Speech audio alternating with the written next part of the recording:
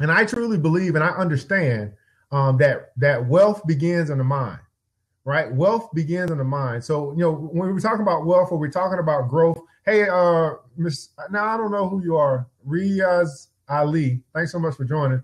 It begins in the mind. So, the book that you don't read, right, it doesn't help. Right. I got tons of books on my bookshelf, and I'm pretty sure everybody, whoever is a reader, whoever aspires to be a reader, because here's the thing that we know. Here's the thing that I tell people. If you ask every successful person that you know, what's one of the qualities or one of the things that they do? What's the number one thing that they have done, or they would recommend that people do to be successful? The number one thing that everybody will tell you is to read. And so if that's true, if we say that, hey, to be successful, I should read, then here's what unsuccessful people don't do. They don't read. Every successful person will tell you that they read. If you look at Will Smith, he got a ton of books that he reads.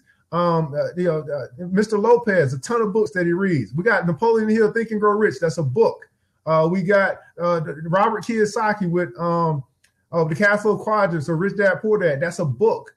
They put all of their wisdom into a format that's palatable and be able to read over time for anybody that wants to pick it up. The Bible, it's a book. We read it.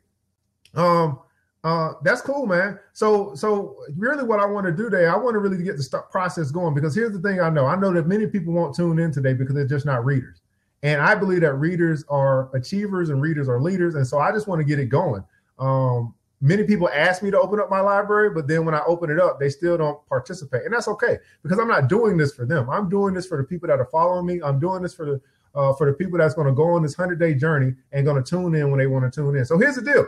I'm just going to go ahead and get started, because I don't want to waste time talking about what we're doing. I just want to get into it and do it. So I'm going to read it. It's real short. And like what I want to do, I want to keep it real short, right? So that we can talk about the substance that's in this little short message, and we can go through the critical thinking, and then we can actually take away the action step. Is that cool with you guys? It's cool with you guys? I know it is. It's cool. You see, I got my tie on today. You know what I'm saying? I'm Uncle E today. So here's the deal, man. Day number one of how rich people think, it starts like this. It says middle class focuses on saving, while the world class or the rich, they focus on earning. Middle class, they focus on saving, while the rich or the world class, they focus on earning. Driven by the fear of loss and uncertainty of the future, the masses focus on how to protect and hoard their money. While world class thinkers or the rich, they understand the importance of saving and investing. They direct their mental energy toward accumulating wealth through serving people and solving problems. Again, they accumulate their wealth through serving people and solving problems. I want you to make a note of that. This is how rich people think. They focus on serving people and solving problems. And we're going to talk about this in a second, because a lot of poor people, they don't focus on that. They focus on the hot daily topics. They focus on trending topics on Twitter, while the rich are focusing on how can I serve more people and how can I solve more problems. So if you want to get rich, if you want to get out of debt, you want to better your life financially, here's where you need to focus: serving more people and solving more problems. When an economic correction occurs, the fear-based saver suffers catastrophic losses that may take years to recover. We've seen that, right? We've seen a great recession, and we saw what happens. Here's what happened with the Great Recession. We saw a lot of people lose their 401k. We saw a lot of people lose their investments. But here's also what we saw.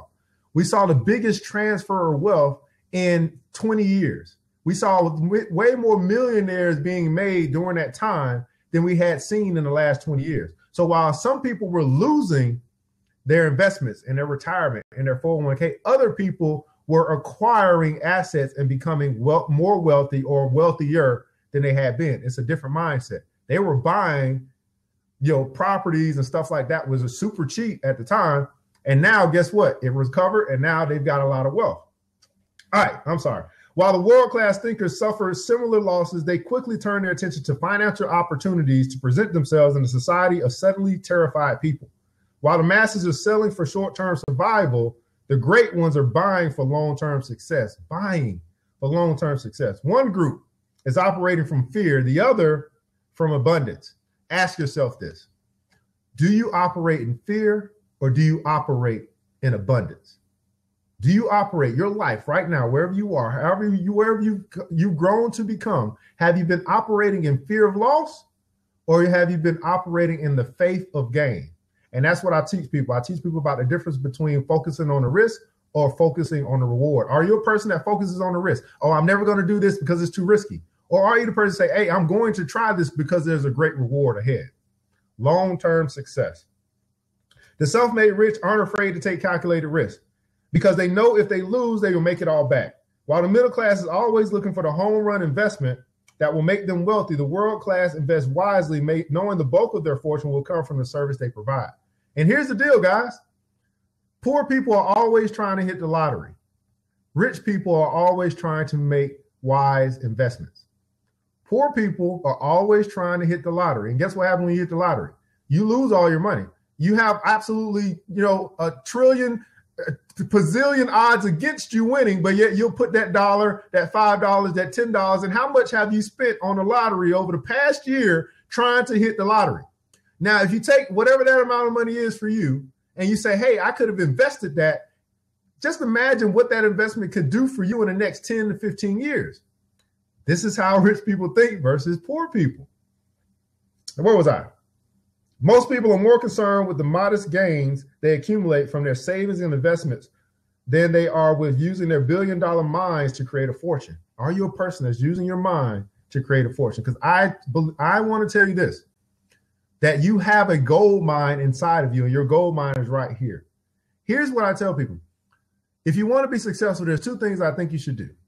Two things that most people in this world just simply will not do. Number one, think. Number two, read. These are the two things that people just simply will not do. They won't think for themselves and they won't read a book.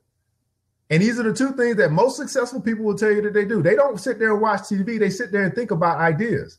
They don't sit there and be on Facebook all day. They sit there and read a book that's going to help them to develop themselves. This is what rich people do. This is what the wealthy people do. Wealthy people have libraries, big libraries. Poor people have big TVs. Think about it. It's something that's different about the wealthy and how they operate in this capitalistic society than the poor people do. And you ask me, what do I invest in? Well, the number one thing you want to invest in is yourself. That's why we're reading a book. This is how we invest in ourselves. But that's not the topic of today. I'm gonna keep reading this book, and we're gonna keep going. This is what I'm doing today. The masses are so focused on clipping coupons and living frugally, they miss major opportunities. Even in the midst of a cash flow crisis, the rich reject the nickel and dime thinking of the masses. They are masters at focusing their mental energy where it belongs, on the big money. How about you? Are you more focused on saving pennies or building an empire? Are you more focused on saving pennies or building an empire? Let me repeat that one more time. Are you more focused on saving pennies or building an empire? Your current financial status will give you an idea of your past thinking. If you're rich, keep thinking the way you're thinking. If you're not, maybe it's time for a change. Your past thinking has determined your current financial status. If you're rich, you're doing a good job. Keep thinking how you're thinking. But if you're not, maybe it's time for a change. Now, here's the quote of the day. It says, money is power, and you ought to be reasonably ambitious to have it, by Russell Conwell. Money is power. You ought to be reasonably ambitious to have it. Now, here's a critical thinking question. Question is, based on your past behaviors and results, are you thinking big or small? And there's where we can open up and kind of have a discussion. Based on your past behaviors and results, are you thinking big or are you thinking small? Are you thinking big or are you thinking small? And so if you want to jump in the seat, you can do that. Open it up right now to kind of talk about that. That's the end of it. It's real quick. It's real quick. It's probably going to be a 15-minute show because I'm just going to get in what we got to get in and get out. But the critical thinking question is, based on your past behaviors and results, not how you're going to think in the future, but how you have been thinking. Are you thinking big or are you thinking small? And I can tell you for myself that I used to think small. I used to think there was only so much available in this world. There's only so much money. There was only so much wealth that it was limited resources. And so I would focus more on saving pennies, saving everything that I can, which I think that you should do. I think it should be a combination of both. I think you should work on saving and earning at the same time, because if you can do both, that's the wealth formula. Earn more, save, spend less, right? Save, be frugal, be wise in where you spend your money. But I didn't really start to think big until I started to learn about money and how vast and how what you can do when you have a lot of money, the lives that you can impact, the things that you can change, the people that you can serve when you have a lot of money. Because guess what? It took a lot of money to build that school. It took a lot of money to build that hospital. It took a lot of money to build the post office. It took a lot of money to build the church. It took a lot of money, right? And so it's not about, the money is just a tool to accomplish or to bring about or to create some of the things that you want in this life. It's going to take money for me to build my business and build my empire. It took money for them to build the pyramids in Egypt. It took money for them to build the great Rome city of Rome. It took money, right? Of course, it took effort, right? That's one of the things, but it took money. So here's my question, guys, and here's the question, critical thing is the question. Are you thinking big or are you thinking small? So as you think about what you're going after, as you think about who you want to become, as you think about the thing that you want to create, as you think about this big dream of yours, that ultimately is going to generate some type of income for you, are you thinking big enough? Because some of us are saying, hey, I want to have a business, right? So for example, let me give you an example. I think it's good that I give you an example.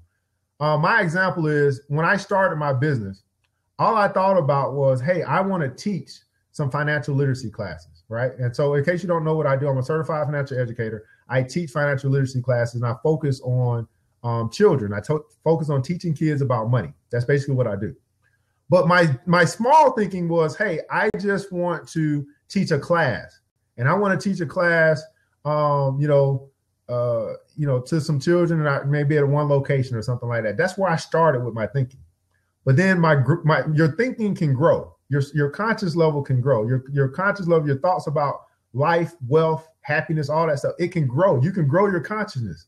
So now I don't think about teaching a class. Now I think about building a school, because the school is going to house the classes that I teach. And now I don't just think about teaching kids. I think about teaching teens, and I think about teaching adults, all the different levels that we can teach as it relates to personal finance. Now I don't just think about teaching just literacy. I think about teaching about entrepreneurship. I think about teaching small businesses, because everyone needs to understand how to manage money. No matter where you are, whether you're an individual or your business, you need to understand how to manage money. If you can't manage personal finances, what makes you think you can manage business finances? The reason why I'm sharing this with you is because my thinking went from small to big. And if my thinking goes from small to big and I learn how to serve the big, then guess what me serving the big does? It's thinking like a wealthy person. Now I'm serving the big. I'm serving the big, and the big in return is bringing value back to me in big proportions, which would be the money that they pay for the services that I provide. So that goes back to what I was saying earlier, what the book was saying earlier, that rich people focus on serving more people and solving more problems. So I just shared with you a personal testimony about what I'm doing to think bigger so that I can solve more problems and I can serve more people. And guess what that equation leads to? It leads to generating more income. And guess what generating more income does? It leads to me being able to provide more services where I can serve more people and I can generate more income. Do you see the cycle? I want to make sure that you understand and you see the cycle. I'm serving more people, I'm solving more problems, and I'll generate more income. That generating more income will then allow me to provide more services to serve more people to generate more income. And the cycle continues. This is how the wealthy get wealthy. This is how the wealthy people think. And the question is, do you think like a wealthy person? Are you focused more on saving pennies, or are you focusing on building an empire? When I got started, I was focusing on saving pennies. I was focusing on the small one class that I can teach, believing that all I can do. Yeah, building a staff to serve more people. But now I'm thinking about a school, which means I will have to be able to hire people. I have to, find the right mix, the right team that we can all grow together, and it will lead to everyone, eating, everyone, growing in their wealth, everyone building together. Because I'm no longer trying to do it by myself, right? You don't get rich. You'll never find a rich hermit, right? You don't get rich by yourself. You get rich with utilizing the products and services, teaming up with people, and having a proper team put in place to help you realize your dream. And now while you're realizing your dream, you're helping other people to realize their dream. Does that make sense? Hopefully it does. So this is why I wanted to go through this book, because what happens is people are like, man, you know, what you feed your mind ultimately is what is going to start to produce or reap fruits or reap benefits in your life, right? Because your mind is the soil and your life is the fruit. And so you got to ask yourself, you know, the problem isn't the fruit, right? The problem is, oh, I produce this, you know, I produce rotten eggs, or I produce rotten grapes or rotten apples. That's not the problem. The problem lies in the root. See, most people focus on the fruit as the issue. No, the issue isn't the fruit. The issue is the root, and the issue is here. What are you putting here that's going to ultimately have an output in your life? It's going to have an output in the income that you generate. It's going to have an output in the way in which you manage your finances. It's going to have an output in the way in which you deal with other people. So again, the rich people, day number one, the way that they think, they focus on earning. They focus on serving more people and solving more problems. Are you a problem solver? Are you a person that is focusing on serving more people? Whatever product or service or job that you do or have, is it focusing on serving more people, and is it focusing on solving more problems? If you're not in any one of those two areas, then don't expect to grow your finances, because these are the things that people value ultimately when it comes to business, or when it comes to the economic system, the capitalistic society that we live in. It's all about capitalizing on the value that you provide. And so last step is the action step. So here's the action step for you. And this is why I love this book. I recommend it. And I probably need to get an affiliate marketing program going, because I'll be telling people about all these books. And, you know, hopefully if you buy one through me, I can get something off of it. That's called Multiple Streams of Income. I'm sharing that with you guys right now. That's called Multiple Streams of Income. I'm doing some free promotion today, Mr. Steve Seibold, but make sure I get my check. Hey, so the action step. Make a decision today to think bigger and maximize your money potential. Make a decision today to think bigger and to maximize your money potential.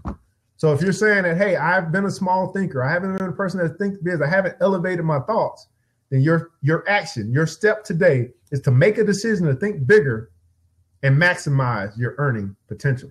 Hey, this is ERGJ, your certified financial educator, and that's our time today on the money mindset, how rich people think. We'll be back tomorrow, same time.